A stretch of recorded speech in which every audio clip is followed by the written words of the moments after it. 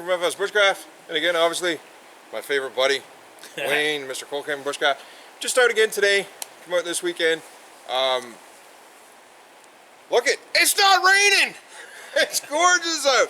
Weatherman had said that we might turn around and get some, but I think the storm kind of passed us, and Nova Scotia got it this time. They can have it. Yeah, stay away. Snow, not rain. Yeah, snow. Snow. You imagine it's like April 10th, and we're still getting snow here on the East Coast.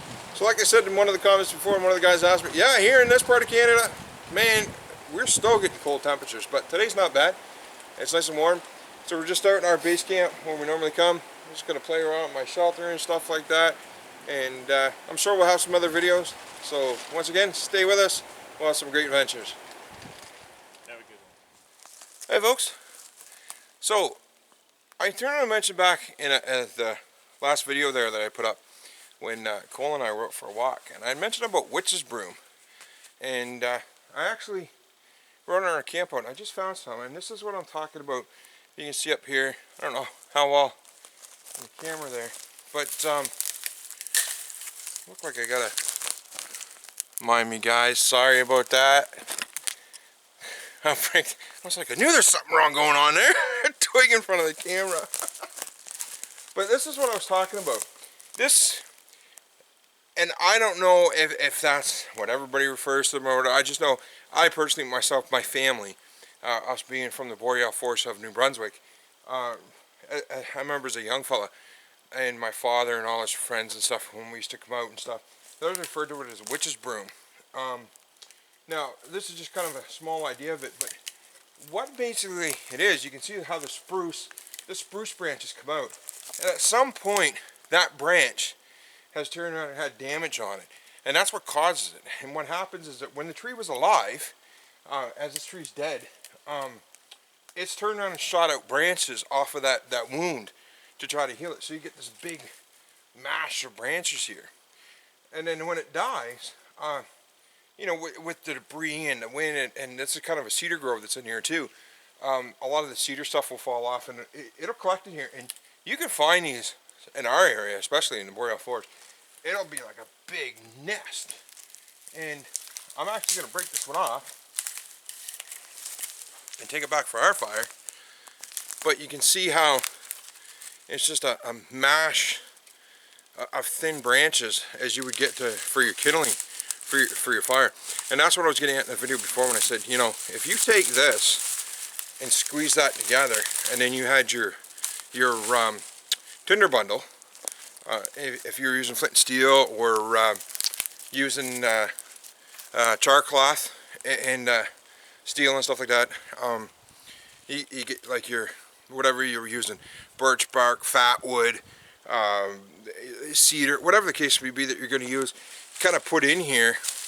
You know, you can squeeze that together, and you've got the perfect thing to start blowing on her. It'll light up, and this is so dry that it'll give you that extra flame. A nice big flame will come off it. So what I'll do is I'll keep it with me. I'm a bit away from camp right now. When I take it back and we go to start a fire for tonight, I'll try to remember.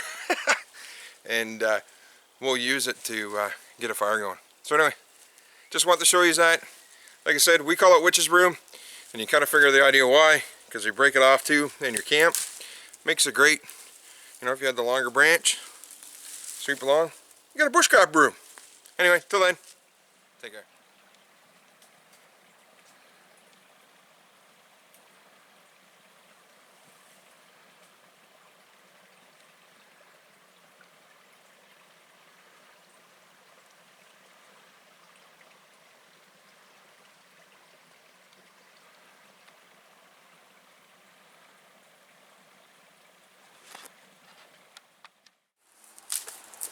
Alright, I'm going to try, I don't know how well this is going to come out. It's starting to get dark on me. I just got back to camp. But here's the witch's broom I was talking about. And I've just got some dry grass that I have in here. And I'm just going to put this down here. And for all of my dedicated subscribers, look at this. Something I've never actually... I don't record half the stuff I learn how to do when I'm out here. And I got to start doing that more. But everybody's going to see it. I've done this a million times over. First time ever on camera. you're all lucky.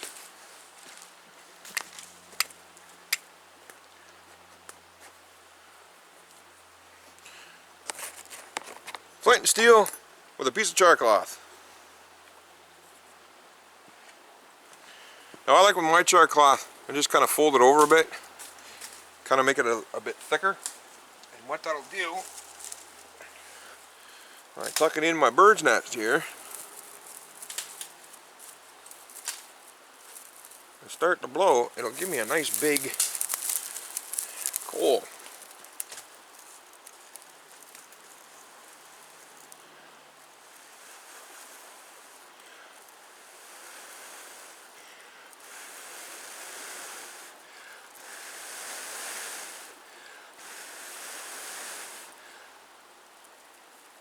And there we go, folks. I made fire! But as you can see, like I say with this stuff, you see how that's going up there now with the witch's broom? Perfect to turn on and get your fire going.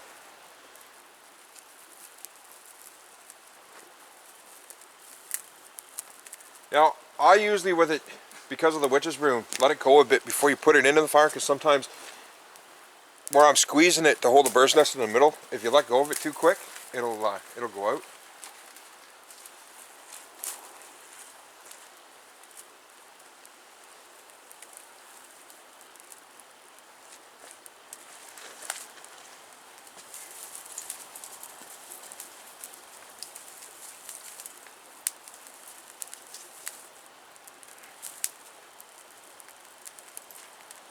And that's it.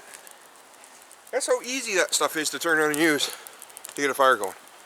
So once again, it was just, like I say, the witch's broom, a little bit of grass that Cole had turned on and picked up from earlier, and just turn and take the grass as you normally see most of them. I like to, you know, do your bird's nest, but kind of take the grass, bend it over, twist the bottom of it. It'll make you a nice little pocket, just like you would see a bird turn on and make his nest. And then with the flint and steel, just turn around and, as I did, take my, I like taking my char cloth, actually a little bigger than you see most people do, and kind of fold it over so it's in four, so that when I strike it, I get that little glow on it, start to blow on it, and then when I stick it into the bird's nest, it's actually, that char cloth's going to come into a, you know, a nice sized coal when you start blowing on it, and poof, you made fire. Anyway, once again, take care.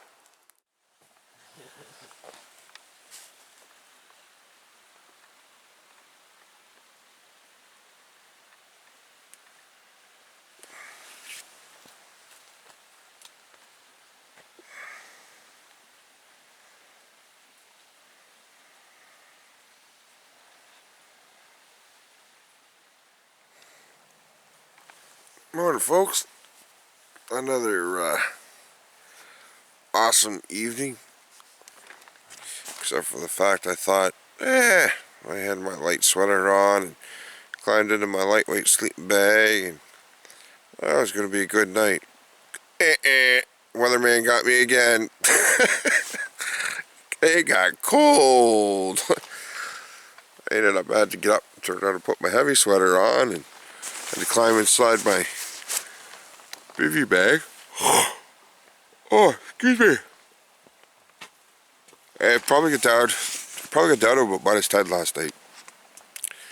So, and it goes to show you, always, you know, always be prepared, never to go by, you know, especially for us here in the East Coast, you figure, it's springtime, it's April 10th, you know, it's going to be good, it's going to be fine. We can still turn around and get those snapped, winter cold conditions. Anyway, just gonna be up, get me a coffee, get some grubby, put some water on for you. And see, that's what's awesome when you go camping with a good buddy, eh? It's gonna be nice enough to put the water on before I even get up. Talk to you after.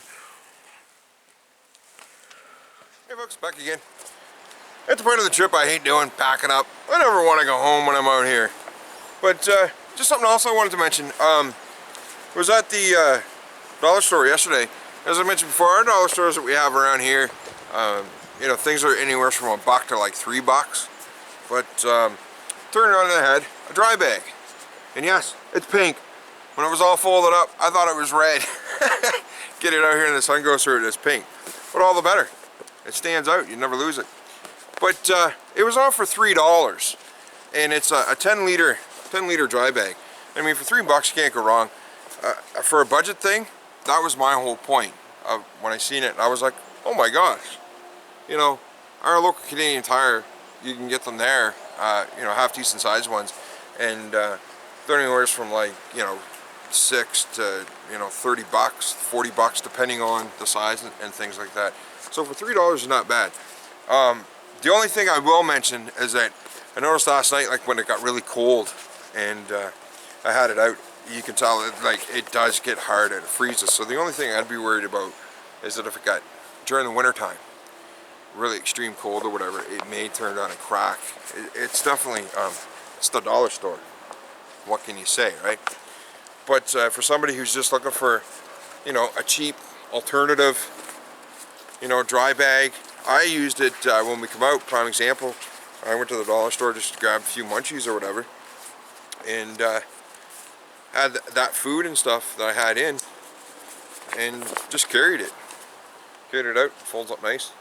But at the same time, where we're at, you know, if I ever wanted extra water or something like that for whatever reason, you know, I've got it with me, and as all dry bags do. I mean, with it being kind of that, it's a heavier, it is definitely a heavier, cheaper plastic, but as you can hear it crinkling up and stuff. But I mean, once again, for a budget bushcrafter or budget camper, somebody going out just looking for, you know, don't have all the money, looking for something cheap, as we always are. I know I am. It's great, and trying to get it here just to show. It's definitely a dry bag. As you see, you get a big balloon at the bottom of it, but I'll take the time off camera and do it. What I was getting at is, you know, you fold it up. It folds up nice and compact. You throw it in your bag, whatever the case may be. And it does have, it doesn't come with it, but you do have a belt strap, shoulder strap or whatever. There's one there. You got another one bottom of the bag, so you know, if you were carrying it, fold it over, snap it in place. If you had a strap or even a piece of paracord or bank line or something like that, you'd actually turn it on and make a shoulder strap for it. Just throw it over your shoulder and go. But anyway, once again, quick little budget thing, $3 Canadian, here in Canada at our dollar stores. Like I said, not a bad little deal. Hey folks, that time of the trip I really hate.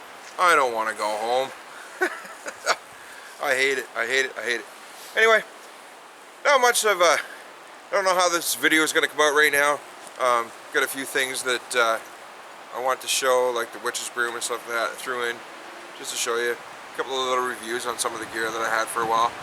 But another great trip out with Kullcraven as normal. Love it. Great company, great conversation. Can breathe, get out of that wildness in the city. So again, once again, from us to you, Peter from FSBushcraft. Kullcraven. Have a good one. See you in the next one. God bless. Have a good one.